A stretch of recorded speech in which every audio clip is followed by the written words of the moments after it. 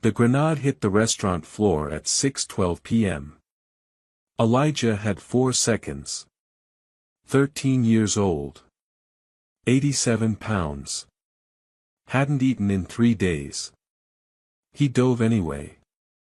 Wrapped his arms around cold metal. Felt fire tear through his spine. When Nina crawled through the wreckage toward his body, she saw the birthmark on his shoulder. Crescent moon. Same as hers. Same as the baby she gave up 13 years ago to hide from the cartel hunting her. Her son just took a grenade for a mother he was never supposed to find. And the people who threw it are still watching. Welcome to Echo Tales, a place where watching and listening uncover the struggle, the strength, and the small miracles of life. May God protect you and remind you that darkness never has the final word. If you're here right now, stay with us, subscribe, like, and tell in the comment where you are watching from. Let's enjoy the story together. Hunger has a sound. It's a high-pitched whine in the back of your skull, a constant static that drowns out the rest of the world. For Elijah, that sound had been his only companion for 11 months, 3 weeks, and 4 days. He stood on the corner of Market and 4th in Riverside, the collar of his torn Dodgers hoodie pulled up against the biting November wind. He wasn't begging. He wasn't looking for loose change or half-eaten sandwiches. He was watching the window of Rosie's diner, just like he had every Tuesday and Thursday for the past 47 days. He was watching her. Inside booth 7, the woman laughed. It was a sound Elijah could hear even through the plate glass, warm, easy, the kind of laugh that made you feel safe just by being near it. She was cutting pancakes into precise, military-grade squares for the little girl sitting across from her. Nina. That was her name. The little girl was Lucia. Elijah knew this because he listened. He sat near their car in the parking lot.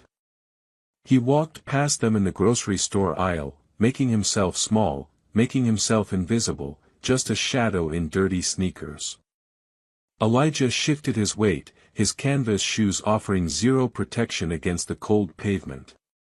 He pressed his hand against his chest, feeling the crinkle of the photograph hidden in the inside pocket he'd sewn himself. It was the only thing he owned that mattered.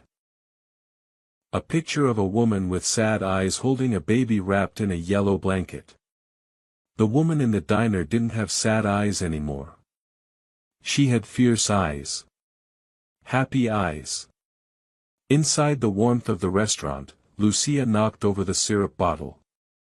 Nina caught it mid-air with reflexes that were too fast for a suburban mom. She smiled, wiped the sticky residue from the table with a napkin, and leaned in to kiss Lucia's forehead. Elijah felt a physical ache in his chest that had nothing to do with his empty stomach. It was a hollow, tearing sensation. He wasn't jealous of the little girl. He just wanted to know why. Why her? Why not him? Why did he have to sleep under the overpass on 9th Street while Lucia got pancakes cut into squares? He stepped closer to the glass, his breath fogging the surface. Just one more minute. Then he'd go back to the shelter before they locked the doors. That's when the atmosphere shifted. The street noise, the distant hum of traffic, the chatter of pedestrians, seemed to drop away, replaced by a low, predatory thrum.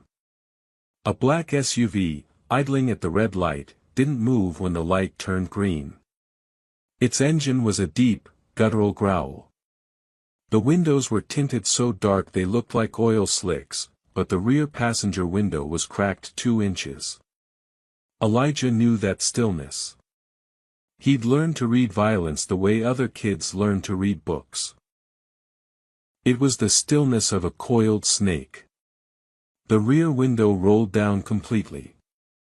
Elijah saw the arm first. A tattoo of a scorpion on the wrist. Then the hand. Then the object. It wasn't a gun.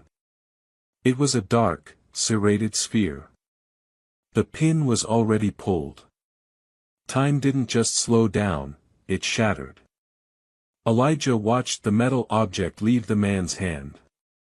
It tumbled through the air in a lazy arc, catching the afternoon sun.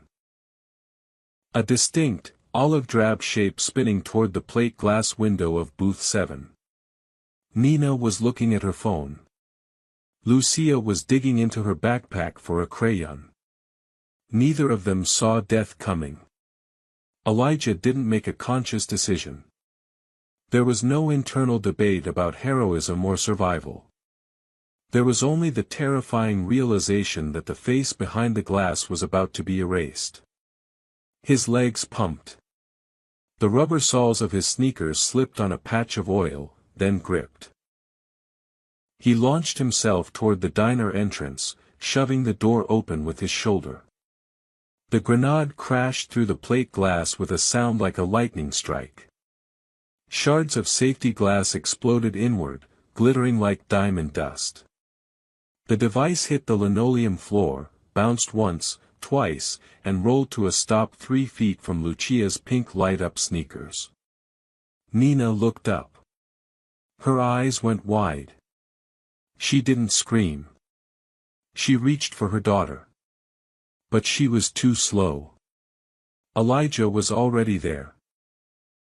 He dove. A desperate, scrambling lunge across the checkered floor. He didn't think about the fact that he weighed 87 pounds soaking wet. He didn't think about the life he hadn't lived yet. He landed chest first on the metal sphere. He curled his body around it, tucking his knees to his chin, wrapping his thin arms around his torso, making himself a human shield. He squeezed his eyes shut and thought of the photograph in his pocket. I found you, he thought. The world turned white. The sound wasn't a noise, it was a physical blow. A pressure wave that punched the air out of the room. The floor heaved upward. Fire, hot and angry, tore through the back of Elijah's hoodie, shredding fabric and skin and muscle. It felt like being kicked by a horse, then burned with a branding iron, all at once. He was lifted 6 inches off the floor, then slammed back down. Darkness swallowed the white light. The pain lasted for a microsecond before his nervous system short-circuited and everything went numb. Nina was on the floor under the table, shielding Lucia with her own body. The explosion had deafened her. A high-pitched ringing screamed in her ears, drowning out the car alarms and the shouting from the street. Smoke, acrid and biting, filled the air. It smelled of sulfur and burnt plastic. Lucia. Nina screamed, but she couldn't hear her own voice. She grabbed her daughter's face, checking for blood, for glass. Lucia was sobbing, her mouth open in a silent wail, but she was whole. No shrapnel. No blood. Nina looked up. The booth was gone. The table was overturned. And in the center of the blast radius, amidst a sea of shattered glass and spilled syrup, lay a boy. He was small. Too small. He was lying on his stomach, motionless. His gray hoodie was shredded, the back of it soaked in a rapidly expanding pool of dark crimson. Training took over. The suburban mom vanished, replaced by the combat medic she used to be 14 years ago. The woman who had packed wounds in the dust of Kandahar. Stay down, she ordered Lucia, pushing the girl deeper into the corner. Nina crawled through the debris. The glass cut her knees, but she didn't feel it. She reached the boy. The amount of blood on the floor made her stomach turn. It was arterial. Bright red. Fast. Hey. Can you hear me? She grabbed his shoulder. No response. She needed to find the source. She needed to apply pressure. She reached for the hem of his ruined hoodie to cut it away, her hands slippery with his blood. "Stay with me, kid. Do not quit on me." She rolled him slightly to his side to assess the damage to his torso. The shrapnel had done terrible work. His back was a map of violence.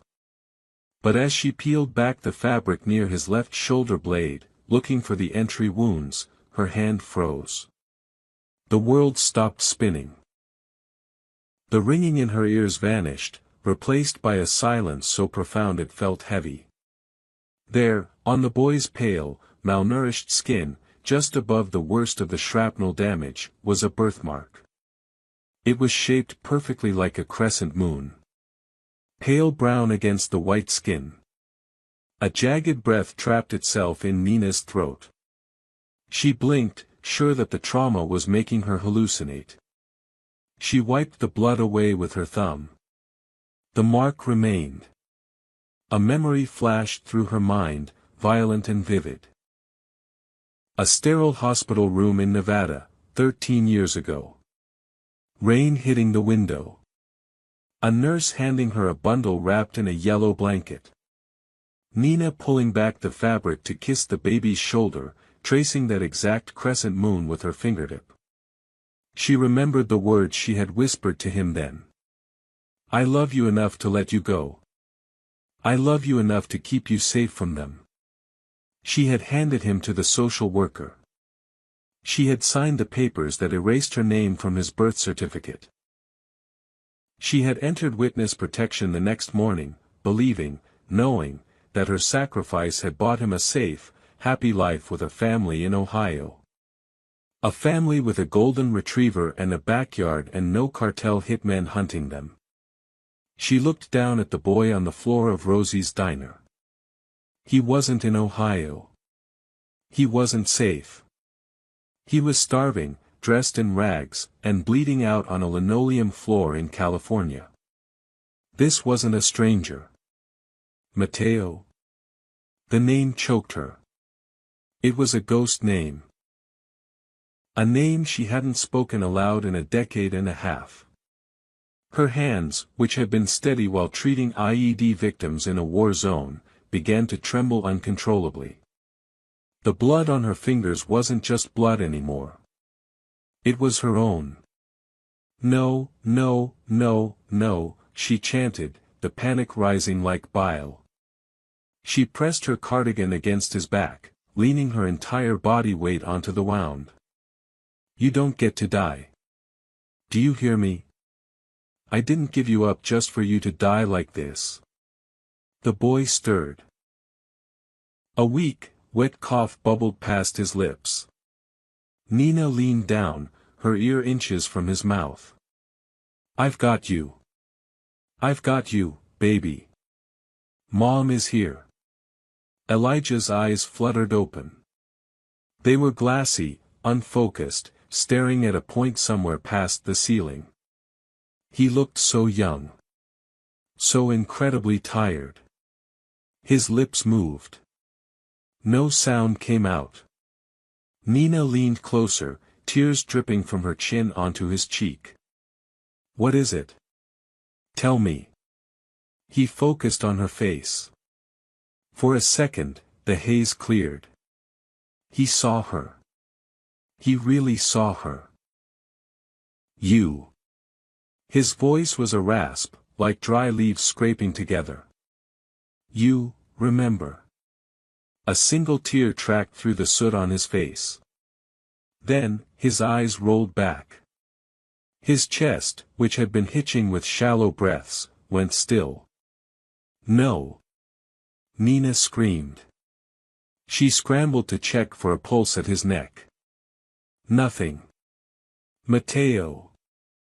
She began CPR, her movements frantic. 1, 2, 3, 4. "Mommy?" Lucia's terrified voice came from under the table. "Mommy, who is that?" Nina couldn't answer. Nina pumped the boy's chest, counting the rhythm, trying to force life back into the son she had abandoned. The sirens were close now, wailing outside, but they felt miles away. Some moments define everything that comes after.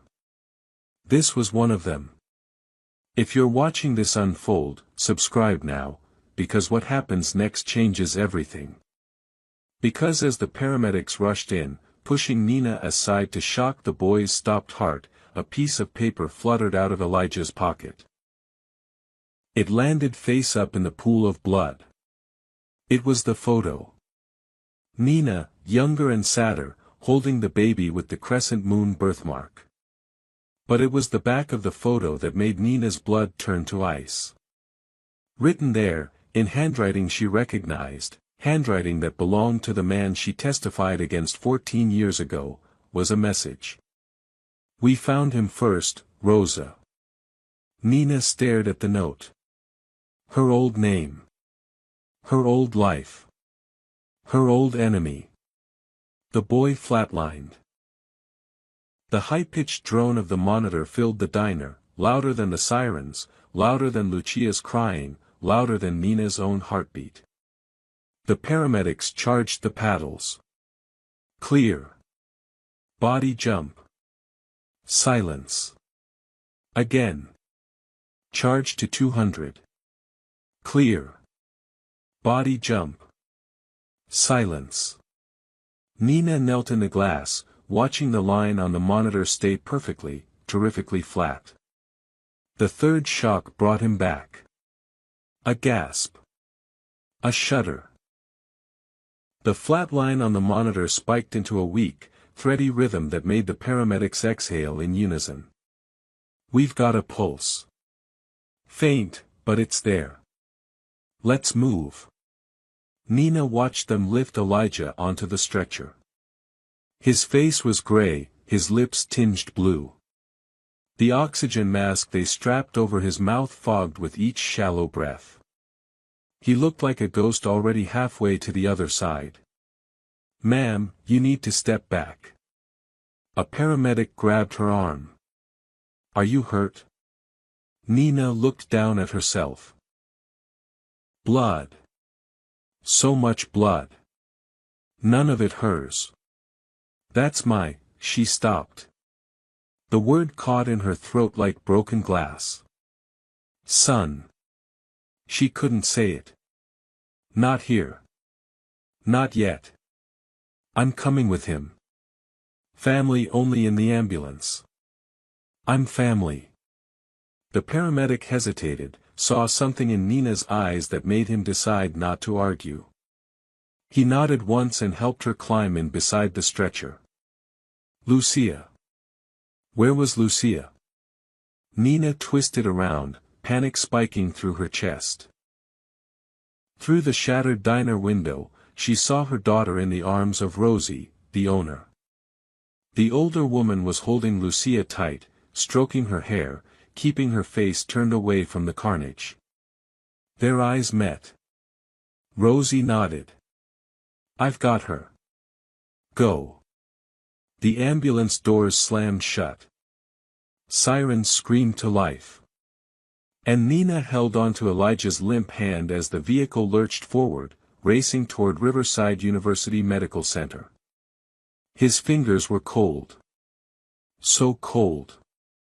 "Stay with me," she whispered. "You don't get to leave. Not like this. Not after everything." Victor Salazar heard about the explosion on his police scanner. He was sitting in the back room of the Iron Serpents clubhouse in San Bernardino, 3 beers into a lazy Saturday afternoon. The scanner crackled with chatter, 10 to 80 at Rosie's diner, multiple casualties, possible gang-related attack. Rosie's diner. Nina's Tuesday spot. His beer bottle shattered on the concrete floor. He was on his Harley before the foam stopped spreading. The ride from San Bernardino to Riverside took 40 minutes on a good day. Victor made it in 19. He ran 3 red lights, nearly sideswiped a delivery truck, and felt his heart trying to claw its way out of his chest the entire time. By the time he burst through the emergency room doors at Riverside Medical, he looked exactly like what he was. A 6'3" biker with full-sleeve tattoos, a leather cut bearing the Iron Serpent's patch, and murder in his eyes. "Nina Salazar," he shouted at the reception desk. "Where is she?" The nurse behind the counter recoiled. "Sir, I need you to calm. My wife was in that diner." "Where is she?" A hand touched his arm. He spun, fist raised, and froze. Nina stood in the hallway. Her clothes were soaked in blood. Her hands were trembling. Her eyes looked like they belonged to someone who had just watched the world end. "Nina." He crossed the distance in 2 strides and pulled her into his arms. She was shaking. Her whole body vibrated against his chest like a tuning fork. "Baby, are you hurt? Where's Lucia?" "Lucia's fine. Rosie has her." Nina's voice was flat. Mechanical. She wasn't touched. Victor pulled back, holding her at arm's length, scanning her for injuries. "Then whose blood is this?" Nina opened her mouth. Closed it. Her gaze drifted past him, toward a set of double doors marked trauma surgery. "There was a boy," she said. "He threw himself on the grenade. He saved us." Victor's brow furrowed. "A boy? What boy?" "I don't," Nina's voice cracked. She pressed her palm against her forehead, leaving a smear of dried blood on her skin. "I don't know how to explain." Something cold settled in Victor's stomach. He had been married to this woman for 14 years. He knew every expression on her face, every inflection in her voice. Right now, she was lying. Not completely, but enough. She was holding something back. Before he could press her, the trauma bay doors swung open. A doctor emerged, a tired-looking man in his 50s with surgical scrubs and the bearing of someone who delivered bad news professionally. "Are you the family of the John Doe?" Young male, approximately 13 years old. Nina stepped forward. "Yes. Yes." The doctor's eyes flicked between them, noting Victor's leather cut, the blood on Nina's clothes. He didn't comment. "He's alive," the doctor said. "Barely. The shrapnel caused significant damage to his liver, spleen, and left kidney. There's internal bleeding we need to address immediately. He needs emergency surgery within the next 90 minutes, or his chances of survival drop to almost zero." Nina's knees buckled. Victor caught her, his arm wrapping around her waist. "Do it," Victor said. "Whatever he needs. Do it now." The doctor hesitated. "The surgery will cost approximately $220,000. We'll need payment confirmation before we can proceed. Does the boy have insurance?" The silence that followed was deafening. Nina shook her head. "He's homeless. He doesn't have anything." The doctor's expression shifted, not unkind, but resigned. He had seen this before. "I understand. But without payment guarantees, I can only stabilize him and transfer to county care. The wait list there is. How long do we have?" Victor interrupted. 90 minutes. Maybe less." Victor pulled out his phone. His accounts were frozen. The DEA had locked everything down 2 weeks ago as part of an ongoing investigation into the club's activities. Every dollar he had was trapped behind federal red tape. But there were other ways. He stepped away from Nina and dialed Viper, his club president. The call connected on the second ring. "Vic? What the hell is going on?" I heard about the diner on the scanner. Nina and Lucia are safe. But there's a kid, he saved them. Took the full blast. Victor's voice was steady, but his hand shook. He needs surgery. 220. I don't have it. The feds froze everything. Silence on the other end. Then, how long? 90 minutes.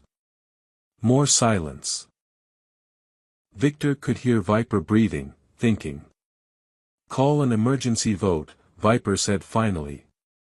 Every patched member. We sell the bikes. All of them. Every last one. Victor closed his eyes. The Iron Serpent's motorcycles weren't just transportation. They were identity. Legacy. Brotherhood forged in chrome and steel. You sure? That kid saved your family, Vic. That makes him our family. Make the calls. I'll start liquidating the bar equipment. We'll get you the money. The line went dead. Victor turned back to Nina. She was staring at the trauma bay doors, her arms wrapped around herself, rocking slightly. She looked like she was about to shatter. The club's handling it, he said. We'll have the money. Nina nodded, but she didn't seem to hear him. Her eyes were fixed on some distant point, some memory he couldn't see. Nina. He stepped closer, lowering his voice. Who is this kid? Her jaw tightened. I told you. He saved us. No. Victor shook his head. You're covered in his blood. You look like someone ripped your heart out. Strangers don't do that to you. So I'm going to ask you one more time, who is he? The question hung between them, heavy and sharp. Nina's lips parted. For a moment, Victor thought she was going to tell him. He could see the truth rising in her eyes, pressing against her teeth, desperate to escape. Then her gaze shifted. Past his shoulder. Toward the window. A news van had pulled into the parking lot. A reporter was climbing out, camera crew in tow. They were setting up a shot facing the hospital entrance. All the color drained from Nina's face. I need to go, she whispered. What? Go where? I can't be on camera, Victor. Her voice was rising, edged with panic. I can't, they can't see my face. Please. You don't understand. Victor grabbed her wrist. Then make me understand. But Nina was already pulling away, her eyes darting toward the exits, calculating escape routes. She looked like a trapped animal. She looked like prey. Nina. She froze. Not because of his voice. Because of the sound coming from his pocket. His phone was buzzing. Unknown number. Victor answered it on instinct, his eyes still locked on his wife's terrified face. Hello. The voice on the other end was calm. Cultured. Carried the faint lilt of a Mexican accent that Victor didn't recognize. Mr. Salazar. Or should I call you Mr. Iron Serpent? I never know with you biker types. Victor's blood chilled. Who is this? A friend of an old friend. Your wife and I go way back. 14 years, to be precise. Before she was Nina. Before she was yours. Victor looked at Nina. She was frozen, her face pale as bone. We've been watching her for a long time, the voice continued. Waiting for her to make a mistake. And today, she finally did. She touched that boy. She held his hand in the ambulance. Very maternal. Very telling. Victor's grip on the phone tightened. "What do you want?" "Just delivering a message." The voice smiled, Victor could hear it. "Tell Rosa we found her son first. We've been watching him for months. Guiding him. Steering him toward her. The grenade wasn't meant to kill him. It was meant to flush her out. And it worked beautifully." The line went dead. Victor lowered the phone slowly. His hand was steady, but something fundamental had shifted behind his eyes. The confusion was gone. In its place was something harder. Colder. He looked at his wife. "Who," he said, each word precise and sharp, "the hell is Rosa?" Nina's mouth opened. No sound came out. In the distance, the trauma bay doors swung open. A nurse rushed out, heading straight for them. "Mrs. Salazar." "The boy, he's crashing again. We need to operate now. With or without payment, he won't survive the hour." Behind her, monitors screamed. Doctors shouted. Somewhere in that chaos, a 13-year-old boy with a crescent moon birthmark was dying for the second time. And Nina stood frozen between her past and her present, unable to save either one. Victor's phone buzzed again. A text this time. He looked down. A photograph. Surveillance quality. Time-stamped 2 days ago. It showed Elijah standing outside their house at night, watching Lucia's bedroom window. In his hand, the photograph of Nina holding him as a baby. Below it, 3 words. He came home. Victor looked up at Nina. "Start talking. Now." The silence between them lasted exactly 4 seconds. 4 seconds that felt like 4 years. Then Nina broke. "My name wasn't always Nina." The words came out cracked, splintered. "Before I met you. Before California. Before any of this. I was Rosa Delgado." Victor didn't move. His expression remained frozen, unreadable.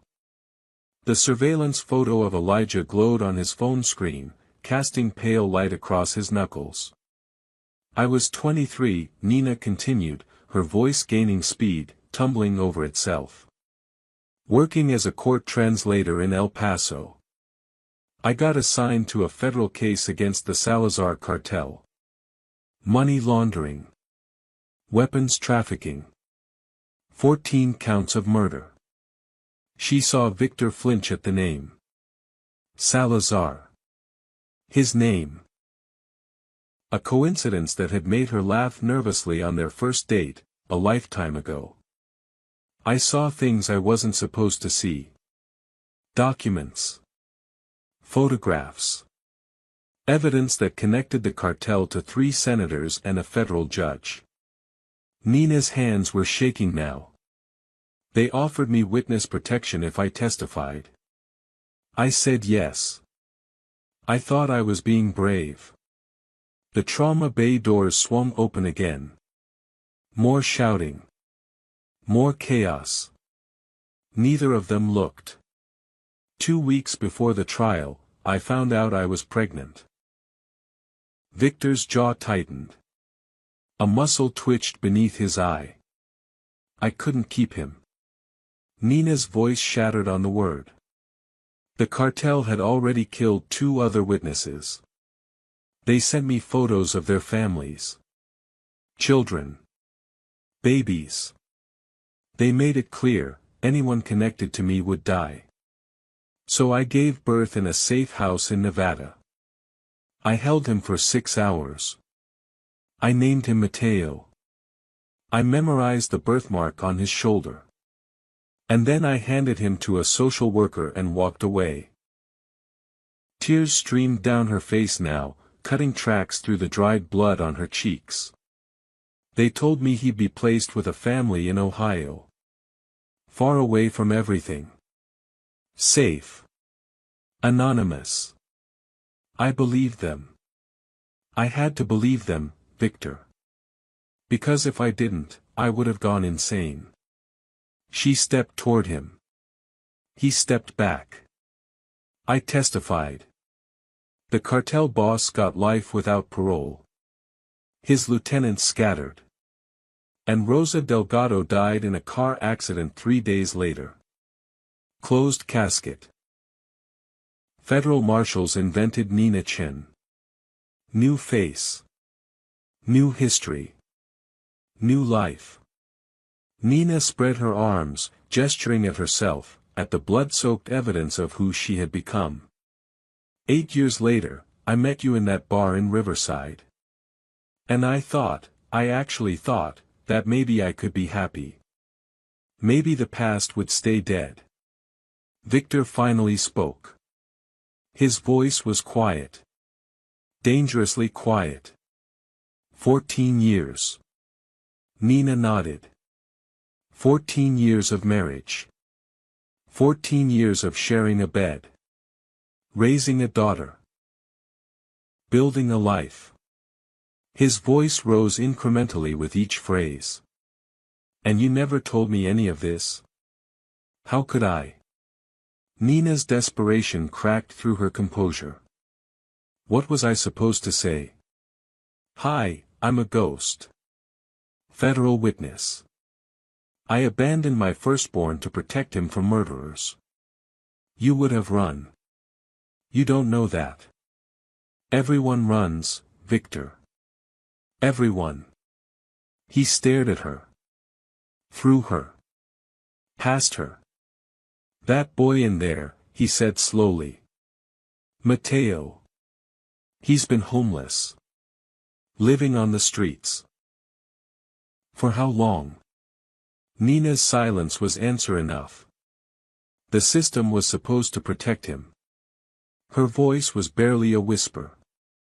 They promised me he'd be safe. They promised. And instead he's been starving in alleys while we ate Sunday dinners and took Lucia to Disneyland. Victor's words were ice. He's been watching our house for months. Carrying a photograph of you. Waiting for someone, anyone, to remember he exists. The guilt hit Nina like a physical blow. She staggered, catching herself on the wall. I didn't know. Victor, I swear to God, I didn't know. But you gave him up. You made that choice. And now he's dying in an operating room because a cartel you testified against 14 years ago decided to use him as bait. The words hung in the air, sharp as shrapnel.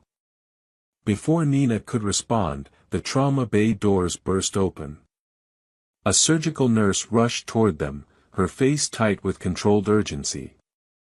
The surgery is starting. We got provisional payment confirmation from, she glanced at her clipboard, someone named Viper. We need consent forms signed.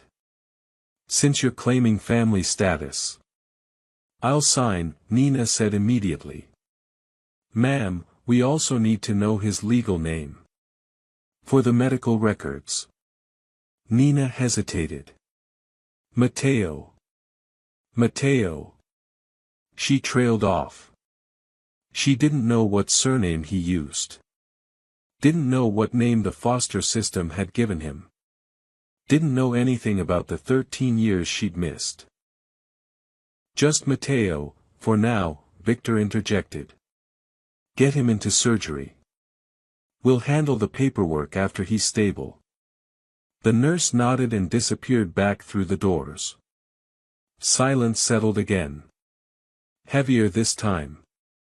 Victor turned away from Nina, pressing his palms against the wall, head bowed. She could see the tension coiled in his shoulders, the war happening behind his eyes. Victor. Don't. The word was clipped. Final. I need time. I need to think. I need to figure out if anything about us was ever real. Everything was real. Nina moved toward him. The love was real. Lucia is real. Our life. Our life is built on a dead woman's name. He turned to face her. I don't even know what to call you right now. The air between them crackled with pain. Then Victor's phone buzzed again. He glanced down. Frowned. Turned the screen toward Nina. A security camera feed. Live. Showing the hospital's east entrance. 2 men were walking through the doors. They wore hospital security uniforms, but something was wrong. Their posture was too rigid. Their hands hung at their sides in a way that suggested muscle memory and concealed weapons. They moved with synchronized precision, scanning the lobby with predator patience. Nina recognized that walk. She had seen it in courtrooms and nightmares. Cartel. The word left her mouth as a breath. Victor was already moving. He grabbed her arm and pulled her toward the stairwell. Where's the surgical wing? 3rd floor. East corridor. Is there another way up? Service elevator. Staff only. They ran. The stairwell door slammed behind them. Their footsteps echoed off concrete walls as they climbed, taking stairs 2 at a time. Victor's phone buzzed again. A text from Viper. 23 serpents. Parking lot. 2 minutes. Relief flickered across Victor's face, then vanished. 2 minutes might as well be 2 hours. They burst onto the 3rd floor. The surgical wing stretched ahead of them, a long corridor of closed doors and humming machines. At the far end, a window looked out over the parking lot. Nina could see the first motorcycles arriving, chrome glinting in the afternoon sun. But the elevator at the near end was already climbing. Floor 2. Floor 3. Ding. The doors slid open. The 2 cartel soldiers stepped out. Their eyes locked onto Nina immediately. One of them smiled, a cold, reptilian expression that didn't reach his eyes. Rosa Delgado. His accent was thick. Familiar. The boss sends his regards. He reached into his jacket. Victor moved faster. He grabbed a fire extinguisher from the wall mount and swung it in a vicious arc, catching the first soldier across the temple. The man crumpled. His partner drew a pistol, but Victor was already on him, driving his shoulder into the man's chest, slamming him against the elevator wall. The gun discharged. The bullet punched a hole in the ceiling. Plaster rained down. Nina scrambled for the dropped weapon, her fingers closing around cold metal just as Victor delivered a crushing elbow to the second soldier's throat. The man gagged and collapsed. For a moment, there was only the sound of their breathing. Heavy. Ragged. Alive. Then Victor looked down and went pale. Blood was spreading across his shirt. The bullet hadn't hit the ceiling first. It had grazed his side, tearing a furrow through his ribs. Victor. I'm fine. He was already moving, pulling her down the corridor. Find Mateo. Find the operating room. I'll hold the hallway. You're bleeding. I've had worse. Go. Nina ran. Her footsteps pounded against linoleum. Room numbers blurred past. 301, 305. 312. The surgical suite was at the end of the corridor. A red light glowed above the door. Operation in progress. She skidded to a stop and peered through the small window. Mateo lay on the operating table, surrounded by masked surgeons. Machines beeped. Monitors displayed vital signs that looked dangerously unstable. His chest was open, clamps and retractors holding back flesh while gloved hands worked frantically inside. He was so small on that table. So fragile. A crash echoed from the hallway behind her. Nina spun. A third soldier. She hadn't seen him come up the stairs. He was already past Victor, who lay slumped against the wall clutching his bleeding side. The soldier was walking toward her with unhurried confidence, a silenced pistol raised and ready. "The boss wants to send a message," he said calmly. "You took everything from him. Now he takes everything from you." He stopped outside the surgical suite door. Raised his weapon. Aimed it through the window. At the operating table. At Matteo. Nina didn't think. She didn't plan. She just screamed. A raw, primal sound that tore from her throat as she launched herself at the soldier. No weapon. No training. Just a mother's desperate fury. He turned at the last second. The gun swung toward her face. The muzzle flashed white. The sound was deafening. And then there was only darkness.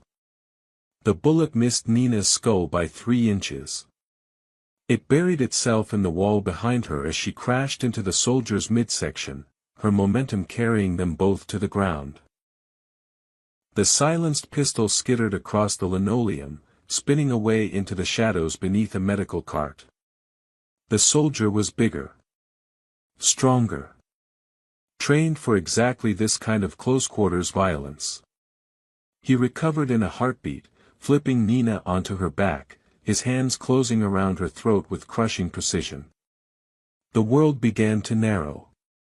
Darkness crept in from the edges of her vision.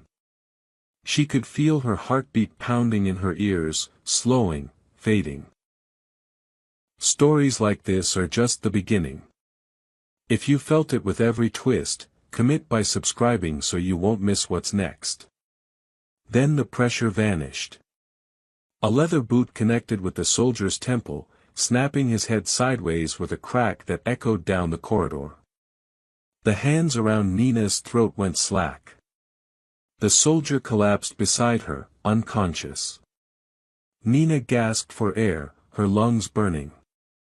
Through tear-blurred eyes, she saw a figure standing over her.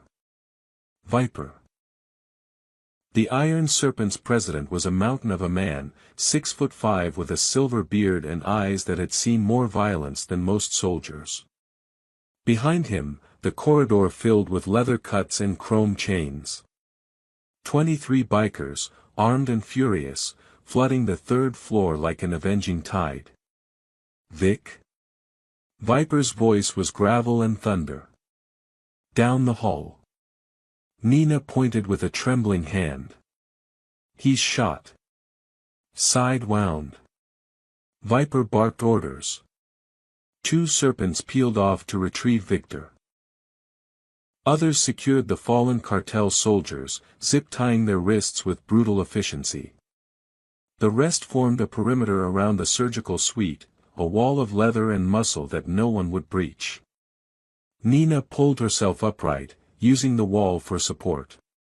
Her throat burned. Her vision swam. But through the small window of the operating room door, she could see Matteo. Still on the table. Still breathing. The surgeons hadn't stopped. They were still fighting. "Ma'am." A young serpent appeared at her elbow. "You should sit down. You look like hell. I'm not leaving this door." The biker nodded, understanding something deeper than her words. He took a position beside her, arms crossed, watching the corridor. Minutes passed. Each one felt like an hour. Victor was carried to a nearby room, cursing the whole way. A hospital doctor, not part of Matteo's surgical team, was summoned to treat his wound. The bullet had carved a groove through his ribs but missed anything vital. He'd live. He'd scar. But he'd live. Nina didn't go to him. Couldn't. Not yet. Not until she knew. The red light above the surgical suite finally flickered off. The door opened. The lead surgeon emerged, pulling down his mask. His face was drawn, exhausted, but something in his eyes made Nina's heart stutter. He made it. The words were simple. Ordinary. They hit Nina like a freight train. The internal damage was extensive. We lost him twice on the table. But that kid has a fighter's heart. He's stable. He's going to need months of recovery, physical therapy, careful monitoring. But barring complications, he should pull through. Nina's knees gave out. She slid down the wall, hands pressed over her mouth, silent sobs racking her body. 13 years of guilt. 13 years of wondering. 13 years of nightmares about a baby she'd abandoned. And now he was alive. Broken, scarred, but alive. The surgeon hesitated, then added, he woke up briefly before we put him under. He asked for his mother. I assume that's you. Nina couldn't speak. She just nodded. 3 hours later, Nina finally entered Victor's room. He was propped up in bed, torso wrapped in bandages, and 4 dripping fluids into his arm. His face was pale, but his eyes were sharp. Watchful. Waiting. Nina closed the door behind her. The click of the latch sounded final. Absolute. Lucia's with Rosie, she said. She's safe. Confused, but safe. Victor nodded slowly. And the boy? Out of surgery. Stable. Nina's voice caught. They say he'll make it. Silence stretched between them. The beeping of Victor's heart monitor filled the void, steady and mechanical. I'm not going to apologize for who I was, Nina said finally. Rosa made choices. Hard choices. She gave up her son to save his life. She testified against monsters. She let herself become a ghost. I'm not ashamed of her. Victor's jaw tightened. I'm not asking you to be. Then what are you asking? He looked at her for a long moment. Really looked. Like he was seeing her for the first time. I'm asking if Nina is real, he said quietly. The woman who married me. Who held my hand when my mother died. Who stayed up all night when Lucia had pneumonia. Who laughed at my terrible jokes and cried during stupid movies and built a life with me in that house on Maple Street. His voice cracked. Is she real? Or was all of it a performance? Nina crossed the room. She sat on the edge of his bed, her hand finding his. Rosa gave up everything to become Nina. Her name. Her past. Her son. She did it because she thought it was the only way to survive. Nina squeezed his fingers. But Nina isn't a performance. Nina is who Rosa became when she finally stopped running. When she found something worth staying for. Tears glistened in Victor's eyes. He blinked them back. You should have told me. I know. I would have helped you. I know that now. Her voice broke. I was so scared, Victor. Scared that if you knew the truth, you'd see me the way I saw myself. Broken. Tainted. Unworthy of the life we built. He pulled her closer, wrapping his arms around her despite the pain in his ribs. You're the strongest person I've ever known, he murmured into her hair. Don't you ever call yourself unworthy again. They held each other in that sterile room, two imperfect people choosing each other despite the wreckage. It wasn't forgiveness. Not yet. That would take time. But it was a beginning. 8 months later, Matteo stood in the backyard of the house on Maple Street. The doctors had called his recovery miraculous. The scars on his back were still vivid, pink and raised, mapping the violence he'd survived. He walked with a slight limp that physical therapy was slowly correcting. But he was alive. Healthy. 16 pounds heavier than the day he'd thrown himself on that grenade. Today was his 14th birthday. The iron serpents had taken over the backyard. Motorcycles lined the driveway. Grills smoked with burgers and ribs. Rough men in leather cuts laughed and argued and told stories that were probably only half true. Lucia weaved between them, tugging at sleeves, demanding attention. She had appointed herself official party coordinator and took the role very seriously. She'd also started calling Matteo her brother within a week of his release from the hospital, and nothing anyone said could convince her otherwise. Victor stood at the grill, flipping burgers with one hand, holding a beer with the other. His wound had healed cleanly. He and Matteo had developed their own language over the past months, nods and grunts and occasional words that meant more than they sounded. Victor was teaching him to ride. Matteo was teaching Victor to trust again. Nina watched from the porch, a glass of lemonade sweating in her hand. Matteo caught her eye across the yard. For a moment, neither of them moved. The noise of the party faded. The past flickered between them, the hospital, the blood, the 13 years of silence. Then Matteo smiled. A real smile. The first one she'd ever seen on his face. He crossed the yard and climbed the porch steps. He was taller now, almost eye level with her. The crescent moon birthmark was hidden beneath his shirt, but she knew it was there. Would always know. Mom. The word was still new on his tongue. Still strange. Still healing. Yeah. He held out a small package wrapped in newspaper. I made you something. It's not much. Nina unwrapped it with trembling fingers. Inside was a wooden frame, hand-carved with rough but careful precision. Behind the glass was the photograph. The one he'd carried for over a year. Nina, Rosa, holding a baby wrapped in a yellow blanket.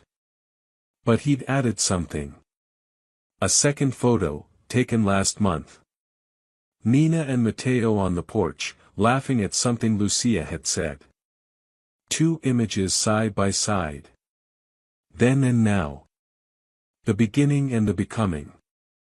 You kept your promise, Matteo said quietly. You said you loved me enough to let me go. But you didn't let go. Not really. You just waited. And I found my way back. Nina pulled him into her arms. She didn't have words. Didn't need them. The embrace said everything. 13 years of grief and guilt and desperate hope, finally finding its end. Across the yard, Victor raised his beer in a silent toast. Lucia shrieked with laughter as Viper pretended to chase her. The sun dipped toward the horizon, painting everything gold. Matteo pulled back and looked at his mother. I'm home, he said. Nina smiled through her tears. Yeah, baby. You're home. The party continued into the night. Fireworks exploded over Riverside, scattered light falling like grace over a family forged in fire. Some bonds are born. Others are built.